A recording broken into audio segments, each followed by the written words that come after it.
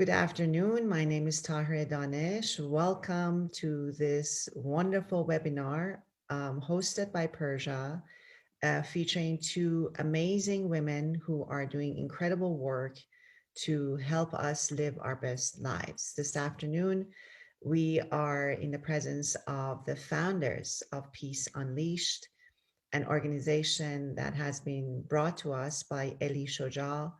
Ellie is known as a modern day Rumi. She is a serial entrepreneur, author of The 13th Planet and Your Heart Knows the Way.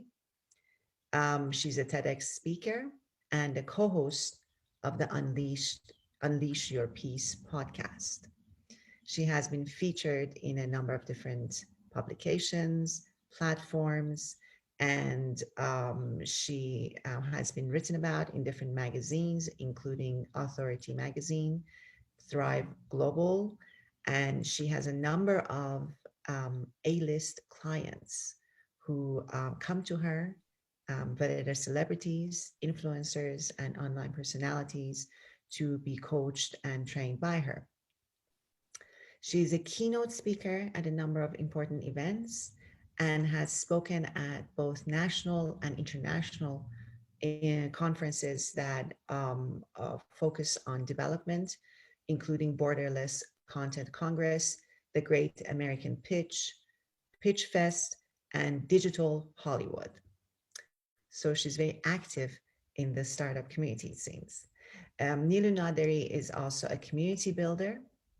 She's also a TEDx speaker. She's a mental health advocate, CEO of the organization that they have put together, Peace Unleashed. And she is also the host of Nilu TV and co host of the Unleash Your Peace podcast. She too has been featured on a number of different publications and podcasts and platforms, including, again, Authority Magazine and Thrive Global. She's an inspirational speaker and trainer. She works with local schools where she lives, national and global conferences. And as the host of Nilu TV, she interviews thought leaders, humanitarians, A-list celebrities, influencers, and online personalities to awaken viewers to their best selves and discover a deeper connection to the world around them. So it's absolutely my pleasure to welcome you to our Persia webinar focused on creating the best dynamics for our personal and community developments. And thank you very much for taking the time to provide this free community webinar to us. So to start with, would you like to tell us a little bit about the origins of Peace Unleashed? Oh, sure. First of all, thank you so much for having us on here. We are grateful, honored to be asked to be here, and we're just looking forward to sharing everything that we know with this community. We are Iranian. We love being Persian, and we love giving back anytime, any opportunity that we have to our community and to our people. So thank you so much for making that possible for us. The origins of Peace Unleashed started during the last time there was conflict between the police and African Americans in the US. And this was several years ago. There was a lot of uproar at that time as well, not to the extent of the 2020 uproar, but there was a lot of dissonance within our people in America here. And I saw a video that was very gut-wrenching. It was a compilation of police cars pulling over, just people, and then without any preemption, the person driving the car would shoot or start beating up the cop. And so this was the other side of this very hurtful and volatile story that's happening, right? And it made me sick to my stomach because it also made me realize how much anger there is on every side of this conversation. So I called Nilu and I said, I feel like the only thing to do is to go inward. there are no external answers to this problem. Everything externally derived is going to be a band-aid, because the core of the problem is that people are scared, people are hurt, and people don't know how to go inward and tap into that place of peace within themselves. So I went over to her place and we did an Instagram live, and we spoke about this, about the importance of going inward during these times of unrest, and how when we find peace within ourselves, we become beacons of clarity for those around us, within our communities, within our families, and that's the thing that's going to trickle out. So we meditated, and we both came out of that meditation. We asked people to meditate with us, and we came out of that meditation with an idea that we need to start some kind of a meditation, like a 20-day meditation challenge, which then turned into a meditation course called 2020 Meditate for Peace. And that started people off with a 1 minute meditation on day one. And then we would add a minute of meditation every day for 20 days. So at the end, you were meditating for 20 minutes. And along the way, you were learning how to meditate. So that was kind of like the impetus for the work that we do now. At that time, we were doing it very much as kind of a service provided. And that course turned into over 75 freestanding meditations that we created for Insight Timer. And those meditations became some of the most popular meditations on Insight Timer. They had over 1 million downloads within the first 6 months of us uploading them. And they had 5-star ratings. And then we started hosting meditation parties at our home. And again, all of it was just what we did on the side of our work. Yeah. In 2018, this work had built so much momentum that it became kind of this full-time engagement for me. And I left my production company, which I had at the time, and I just threw myself into this full-time. And it turned into coaching and courses and workshops and talks and so forth. And at the end of 2018, Neloo came aboard, and we partnered up, and we started kind of like taking it even further. And we became a publishing house and published a deck of oracle cards and books and more stuff in the works. That's fantastic. I'm sure the issue of racism that has been highlighted in the United States for a number of decades is now echoed actually around the planet, particularly with COVID-19 and the socioeconomic cultural impact of the pandemic. We certainly feel it here in the UK and in a number of other countries around the world. And it's interesting to see how the Iranian diaspora have had a number of very positive and constructive spaces to address this issue. So it's nice to be in the presence of two women who are from our community and advancing discourse on racial equality and inclusion. So Neelajan, would you like to tell us a little bit about your reason for joining Peace Unleashed in 2018, and what is it that you bring to this particular space, not so much in terms of your organization, but in what you're offering the community and individuals who are benefiting from your organization? Sure. Again, thank you so much for having us here. It's our pleasure.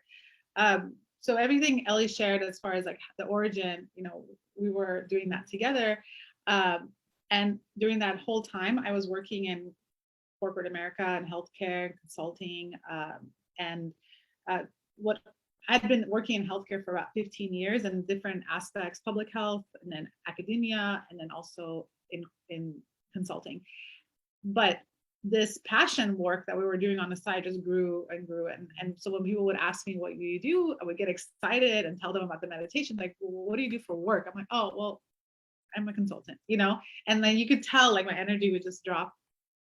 And and then when Ellie went off on her own and was teaching and started the Unleash Your Peace podcast, I really loved what she was doing. I was just kind of keeping track of it. And it just happened that somebody at my organization at the time found out that I taught meditation and asked me to do a webinar, very similar to what we're going to do today, fundamentally. Just the basics of what is mindfulness, what is meditation, and how do you actually practice it. So I recruited Ellie, and that was like the first thing we did together officially. And then she's like, she's like, you're so done with that world, just come and join me and kind of bring like all those tools that you learned working in corporate America to this space. And as you mentioned when you were introducing us, mental health is a huge something I'm very passionate about, something I've personally experienced and also have in my family. And I think in our Iranian community, it is very prevalent and not always addressed. So that I think is the main driving force, aside from like obviously the global unity and the oneness that Ellie talked about. The personal care is also very important. So those are the two drivers for me. Wonderful. Do you want to tell us a little bit about how you've been coming across different experiences of your work during the pandemic? What are some of the perhaps universal features and some of the unique features that you've been coming across during the past year, really, and how they've been different for the Iranian community in your experience? With the work that we do? Yes. Okay. So it's so funny because by February of 2020, we had our whole year pass, marked out. We were going to be doing in-person workshops. We were actually partnering with two Iranian women in Orange County, we're in Los Angeles, to run a group of workshops. And oh my gosh, to run a group of workshops, and everything was going to be in person speaking engagements, workshops, classes. And then the pandemic hit. And so we had to pivot pretty quickly and go virtual. And that is, we started a YouTube channel where we released mindful mindset hacks, a series of guided meditations by Ellie, essentially a course that we had that we broke down into videos so people can just take what they need. And then we also started engaging the Iranian community more online. And that led us to open up to not just Iranians here in our vicinity, but also Iranians around the globe. What are some of the unique features of the Iranian community in terms of sort of moving away from the challenges of the pandemic to maintaining a more balanced and healthy life? What are some of the tips that you offer the Iranian community around the world in particular? That's an excellent question. I think one of the kind of fundamental things that we have been feeling into is this idea of stigma.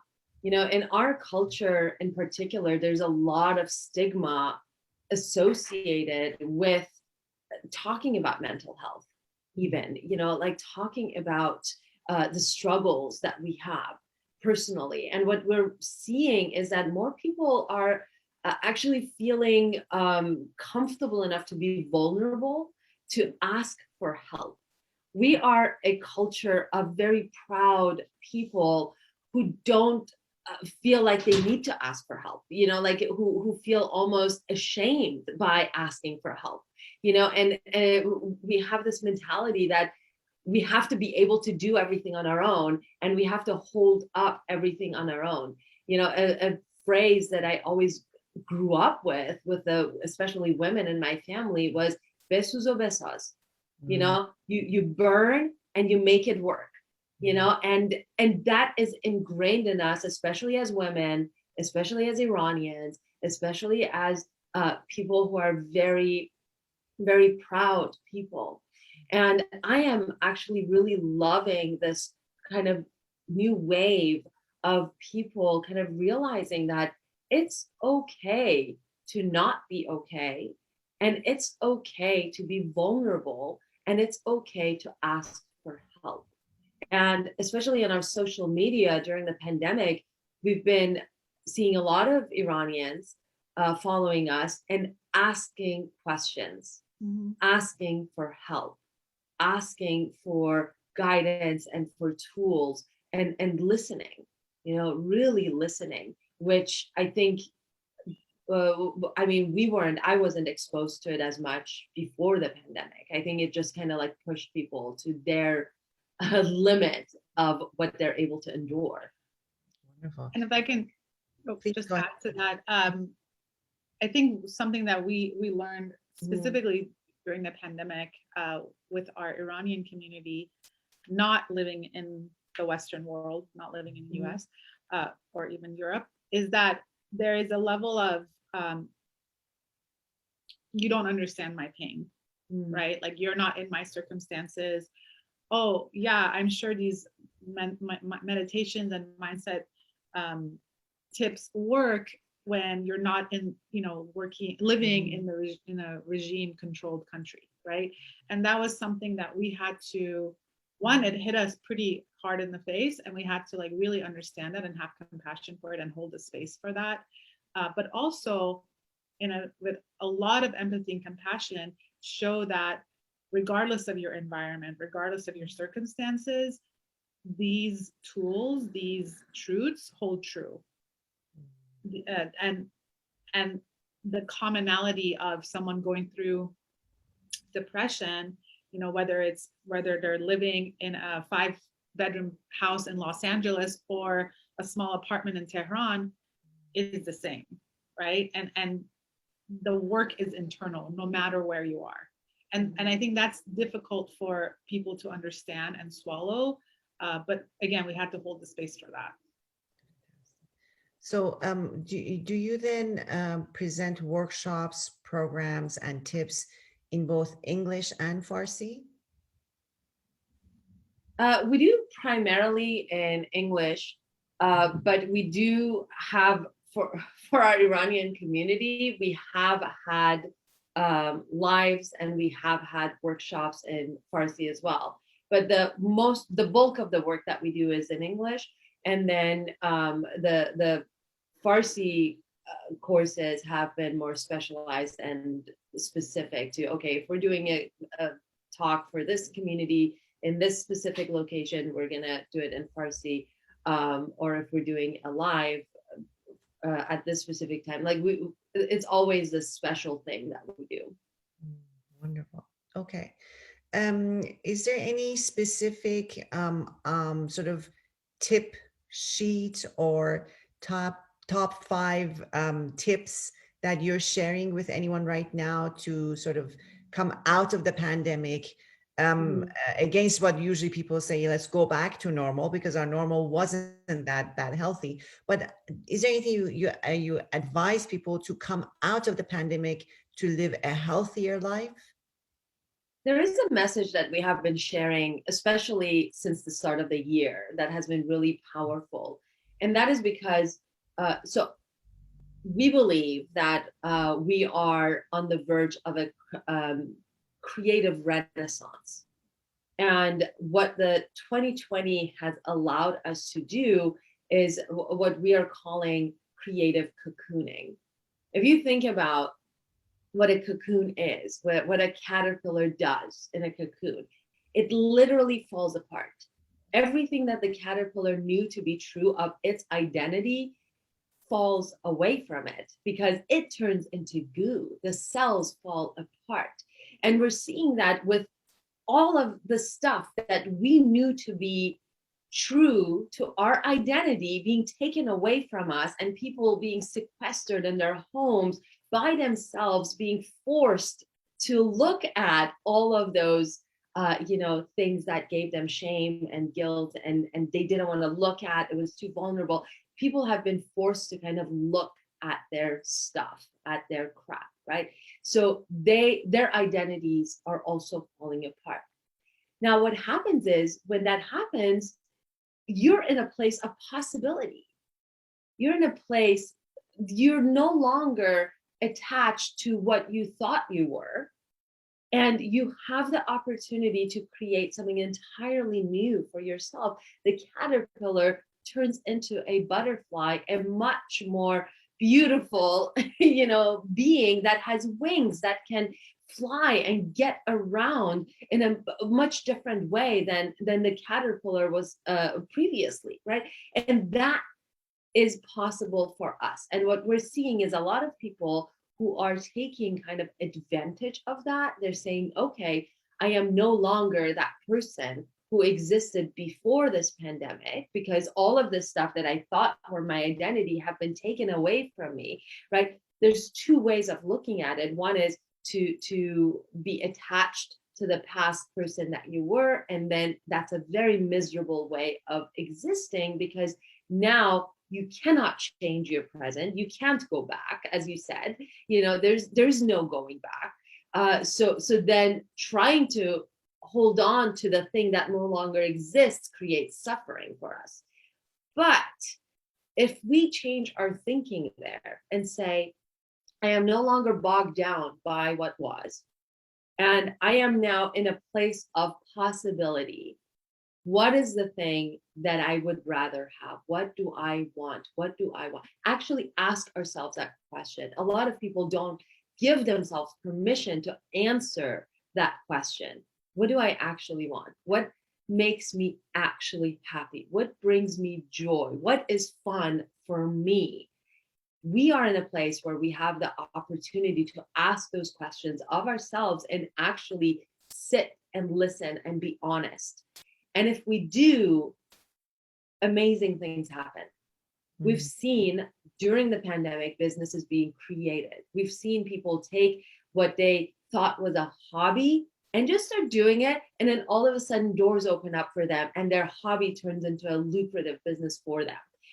We see people reconnecting with their family members, reconnecting with their children. We see teenagers finding their voice, people who were extremely shy and introverted and didn't want to be looked at, really finding themselves during the pandemic. And all of that is happening because we are able to shed the weight of the identity of the past.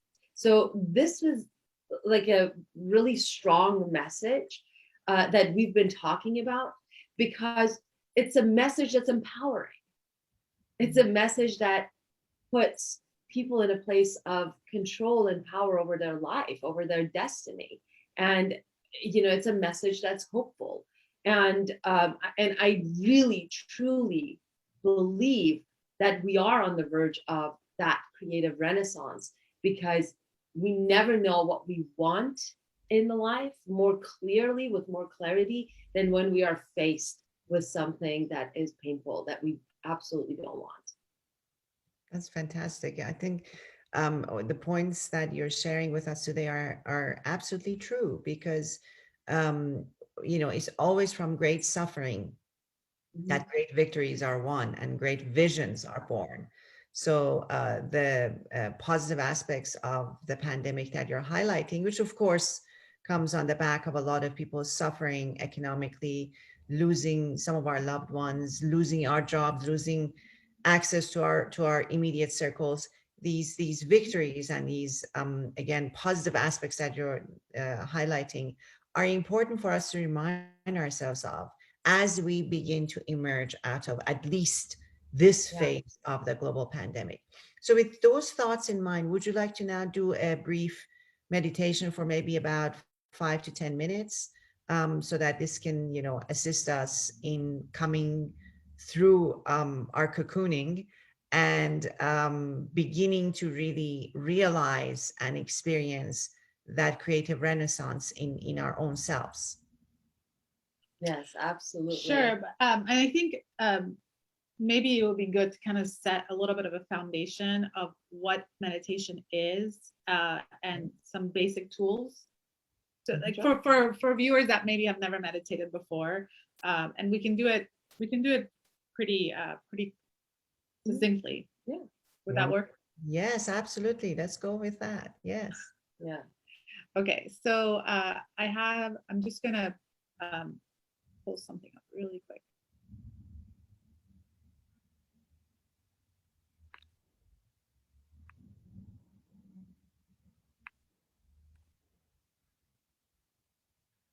So I think at the basic level, meditation, there's so many different forms of meditation. There's so much kind of things that are attached to meditation that people might not be familiar with. At its core, the way we teach meditation is that it's mind training. It is basically going to the gym and exercising your mind. And the creative cocooning that Ellie was talking about, the ability to let go of your identity and move forward without, with as little resistance as possible, comes with fundamentally being mastering your mind. Because when we don't have that reign over our mind, our fear will take over, and we'll just, spiral down into deeper anxiety, fear, and just holding on to what we know, because that's our brain is trained that way to keep us safe. And even though if we don't like what we have, it's less scary than the unknown, right? And so that all comes with, the training of the mind. So at its basic level, if you guys have never meditated before, just 5 basic tips. You want to sit up straight. So if you're going to be doing this during the recording, as you're watching the recording, sit up straight. And the reason we sit up straight is that we want the energy to flow through us. We want the breath to flow through us easily. Can you lie down? You can, but typically when you lay down, your brain associates that with falling asleep. So laying down, if you have never meditated before, and especially if you do it on your bed, even if you're sitting in your bed, you're going to fall asleep because it's a habit, right? That's that environment is for sleeping. You want to close your eyes. And the reason we close our eyes is to minimize visual distractions, because you're going to get distracted over and over again by thoughts. So at minimum, if you close your eyes, you're able to focus more and close out those distractions. Do you want to explain the home base? Yeah, so there's we use a term called home base, and that kind of goes back to, there's a lot of different types of meditation that confuse people. It's like when they ask you, what kind of meditation do you practice? There's actually just one type of meditation, and I'll explain what that means. There's a meditation technique, and then depending on what your home base is, we can call it different things. So basically, home base is where you want to focus your attention, because meditation is a training of the mind. The way we do that, the way we train our mind, is we decide on something to focus on. So that something to focus on can be visual. So you can be trying to focus on the flicker of a candle, for example, or you take a piece of leaf and you just look at it as intently as possible. You just bring your attention to that. What you focus on can be oral. You can listen to music, for example, or you can listen to a waterfall or the hum of an air conditioner. What you focus on could be just your breath going in and out of your nostrils, the sensation of that breath going in and out of your nostrils, or it can be sensations within your body. So there's a lot of different things you can focus on, but the idea is that you decide on what it is you want to focus on at the beginning of the meditation. So you decide on your home base at the beginning. And the reason that's important is because your mind is going to wander. You are going to think. That's absolutely normal. Your brain is designed to generate thoughts. So now when you're in meditation, you've decided, let's say your home base is your breath going in and out of your nostrils. And all of a sudden you become aware that you are thinking. all of a sudden you're in your third grade class and you're thinking of Mrs. Spielman, like writing on the chalkboard for whatever reason, right? Now is where the meditation technique happens. This is your opportunity. You become aware that, oh, wow, I am thinking. So in that moment of awareness of the fact that you're thinking, you're separating yourself from that thought. You become the consciousness that is doing the thinking rather than the thought itself. So now when you become the consciousness has choice. The consciousness can let go of the thought. So the next step in meditation is, oh, I am thinking this thought. I am going to choose to let go of the thought. So you let your third grade class just kind of drift away. So now here's why the home base is so important. You have to do something with your attention. You have to place your attention somewhere. So then the consciousness that you are chooses to bring your attention back to the home base, whatever it was. So back to the breath going in and out of the nostrils. So that is the mental equivalent of one push-up. So when you do that, you're training your brain to not be sucked into these storylines that your brain is creating. So where is that important in life? Whenever you have thoughts present that are making you suffer, right? So somebody says something to you and your thought goes to, oh my gosh, that person hates me. This always happens to me, blah, blah, blah, right? All this stuff that makes you feel bad about yourself. Now that you've been meditating, you've been training, becoming the thinker, and then letting go of that, and then consciously bringing your attention somewhere else, you can do that in that moment. You can say, oh, wow, all that person did was comment on my blouse, and I went down the spiral of they hate me and they can't stand me, blah, blah.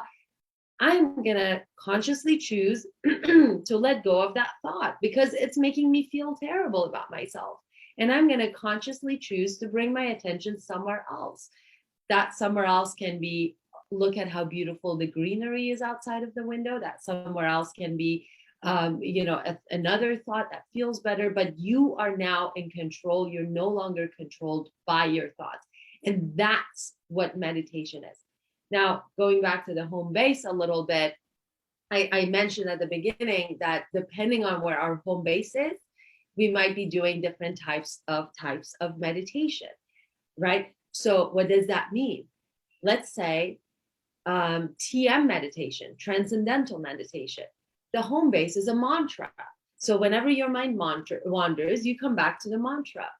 Anapana meditation. Your home base is your breath going out of your nostrils. So anytime your mind wanders, you come back to the breath going in and out. Vipassana meditation. Your home base is the sensations within the body. So anytime your mind wanders, you let that go, you come back to the sensations within the body. So we call it all these different types of meditation, but actually it's just one practice of meditation, which is becoming aware of the thought, letting that go, and coming back to the home base of your choosing. Wonderful. That was a really fantastic mini workshop on meditation. So thank you very much for that. Yeah. Great reminder to practice meditation and great lesson for those who want to learn. So thank you. Of course. We've found that when even if we explain it in this way to people who've been practicing meditation for decades, there's still a light bulb moment because of the simplicity that, how we break it down. Mm-hmm. And you can apply that, as Ellie said, to any type of meditation. Mm-hmm.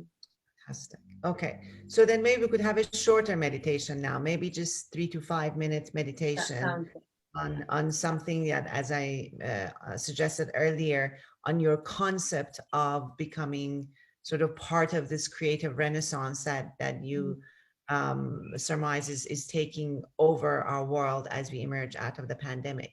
So if that's okay, then we sit straight, close our eyes, and we're ready to be guided by you in this meditation. Yeah. So close your eyes and sit up straight. And in this moment, simply become aware of your breath flowing in and out of your nostrils. And just become aware of the breath and make a decision now that these next few minutes are for you. They are a gift from you to yourself. And simply be present here with us. Listen to the sound of my voice. Be aware of your breath flowing in and be aware of your breath flowing out. Just have your attention rest in that area in your nostrils. Feel what that sensation feels like. And know that your breath is perfect exactly where it is right now. If it's shallow, that's fine. If it's deep, and that's fine too. Where your breath is perfect. And as you settle into this breath, you might notice that there's a little pause between breaths. There's a space after all the breath has left your lungs, right before the next breath flows in. See if you can bring your attention to that space right there.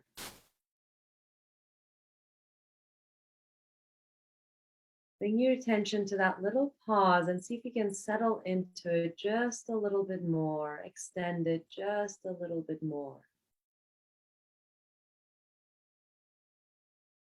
And in that pause, in that space between your breaths, you might start to feel a gentle vibration, a gentle kind of pulsing sensation within your body. You might feel it in your hands. It's kind of a aliveness. And just focus your attention on your hands now. See if you can feel that energy flowing through your hands, in your fingertips.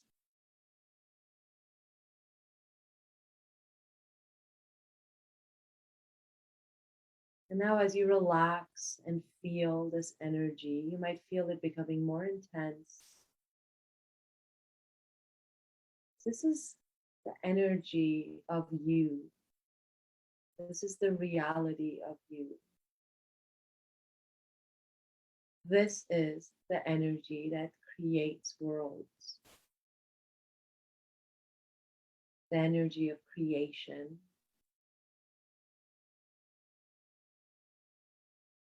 And this energy of creation is available to you at any moment of the day.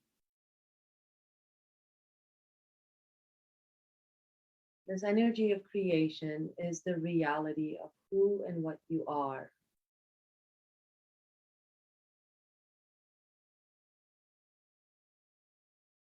You can wield this energy and you can create everything that you desire.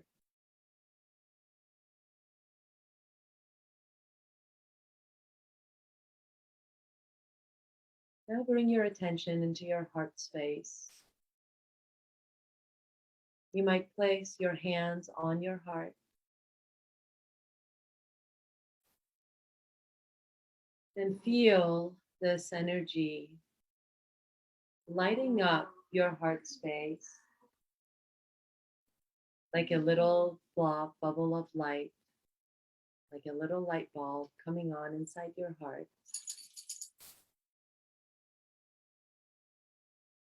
And this energy expanding inside your heart. Your heart is important because it is the bridge between the physical you and the non-physical potential part of you. It's the bridge between possibility and creation. And as you connect and allow your heart to expand, take a deep breath into your belly, deep breath into your chest, and hold your breath at the top and tap into a place of possibility, of appreciation. What does it feel like to appreciate yourself, your life, your ability? And then sigh as you let go. Let's take one more breath. Fill up your belly, fill up your chest all the way to the brim, and hold your breath at the top. And what does it feel like to be a creator? What does it feel like to be powerful? And sigh as you let go. And one last time, fill up your belly, fill up your chest all the way to the brim. Fill everything up until you can't fill any more air into your lungs, and then hold your breath at the top. What does it feel like to know that life is working out for you, that you are powerful, that everything you desire is yours already? And sigh as you let go. And when you're ready, you may open your eyes.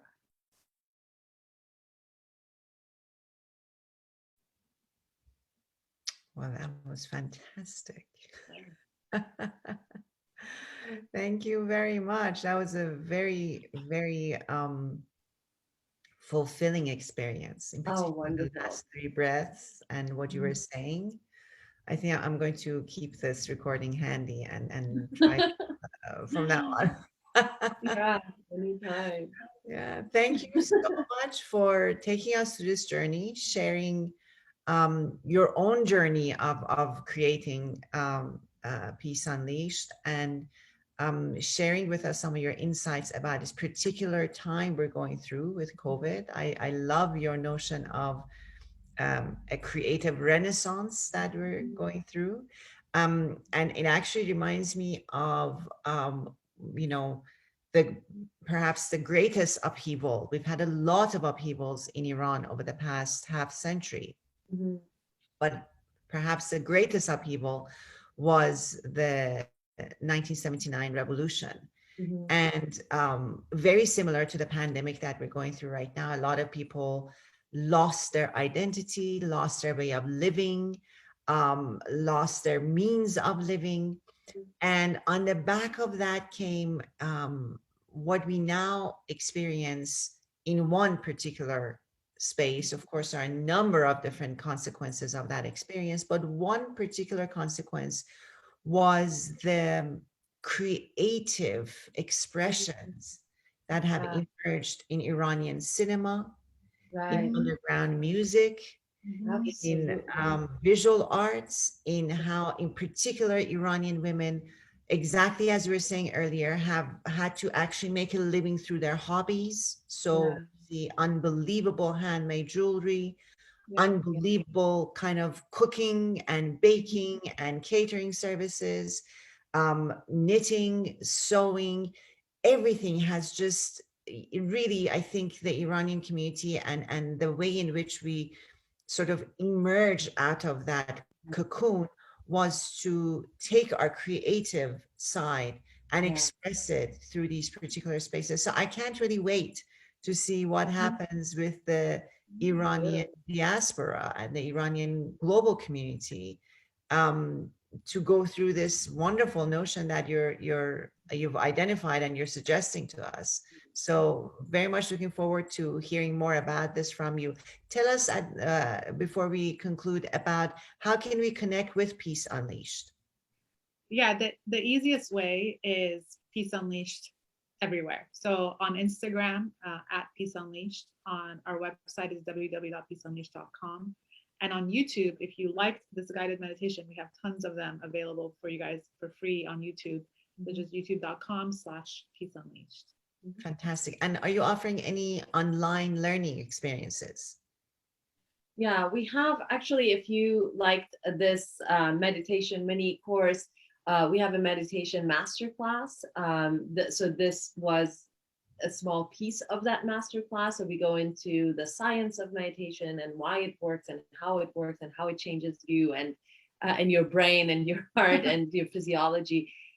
So that's available on our website as well. So that's like one way to take this lesson a little bit deeper. Fantastic. And your books are available on your website, on Amazon. Do you want to tell us a little bit more about that? Yeah, so they're available on Amazon, and you can find them on our website. They're linked to Amazon, so they are purchased on Amazon. Great. Well, thank you so much for taking the time to be with us. Really look forward to hearing more and learning more about the work you're doing through your social media. Persia Educational Foundation has also been linking to you on Instagram and on Facebook. And we look forward to hearing wonderful things about what you'll be doing in the years ahead. Thank you again for offering this webinar through Persia. Yeah. Thank you so much. Thank you so much Our for pleasure. having us. It was wonderful.